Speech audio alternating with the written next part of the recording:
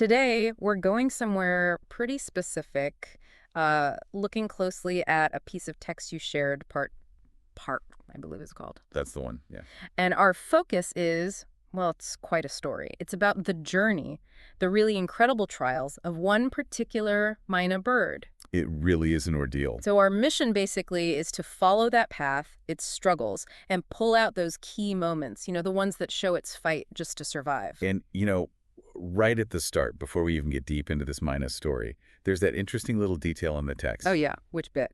It mentions how nobody really questions if a Moyna they receive is, like, the real deal or just a fake. Right. I remember that. And that immediately made me think, okay, what's really valued here? Is it the genuine article, the actual being, or just the appearance of it? That's a great point. Setting up a potential contrast, maybe? Exactly. It feels like it might be important as we track what this poor bird, this very real bird, actually goes through. Okay, so let's keep that in mind, this idea of real versus fake, or substance versus appearance. Let's get into the thick of it. What does this Moyna endure? Well, first off, it doesn't even reach its destination. Gets caught in a storm. A bad one, presumably. Sounds like it. It gets blown off course, ends up stranded, and injured, too, on a mountain. For quite a while, it seems. The text even mentions memory loss, doesn't it? It does. Which is just, wow. Think about that. A bird needing to navigate, remember routes? Yeah, losing its memory plus being injured, that's devastating. It kind of strips away its core survival tools right from the get-go, shows how fragile things were immediately. Totally fragile, utterly vulnerable. It's lost its bearings, physically hurt. It's down to pure chance and, I guess, instinct at that point. And it gets worse, right? Can't find food. No food, gets sick, Yeah. and then loses the ability to fly. So it's not just one bad thing. It's like a domino effect. A cascade, yeah. Each problem making the next one worse, pushing it right to the edge. Exactly. It's this downward spiral. But somehow, despite all that, it manages to walk. It gets itself to the seashore. Which seems like progress, maybe, but then... Then it hits the next problem. Water, yes, but it's salt water. Right. The text says it drinks some, maybe for a little relief. Right. But obviously that's not sustainable. It's actually harmful in the long run. And it's still stuck on the ground, can't fly. And it keeps trying to get back up the mountain, failing each time.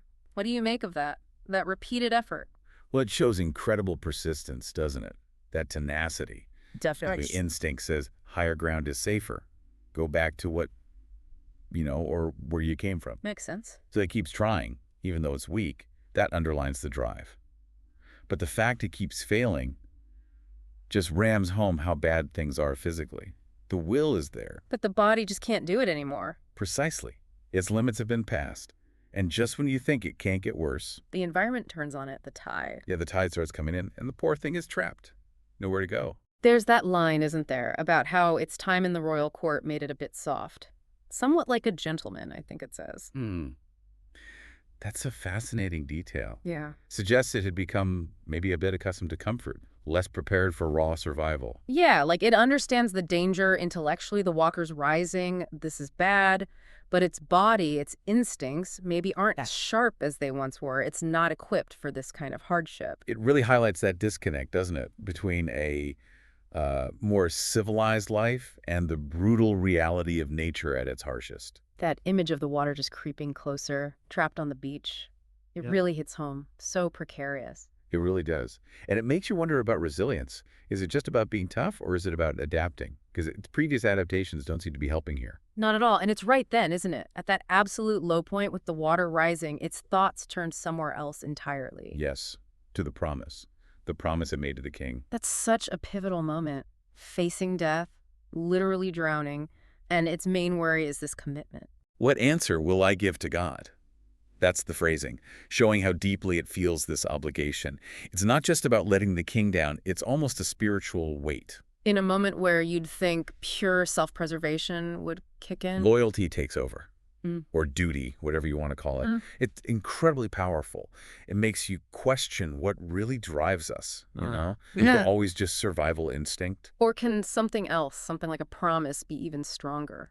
Seems like it in this case. Even at death's door. And then, just as you think, okay, this has to be the end. It gets swept away by the sea. Swept away. You'd assume that's it. Game over. But no, the story isn't done. It somehow finds a piece of driftwood. Against all odds, yeah.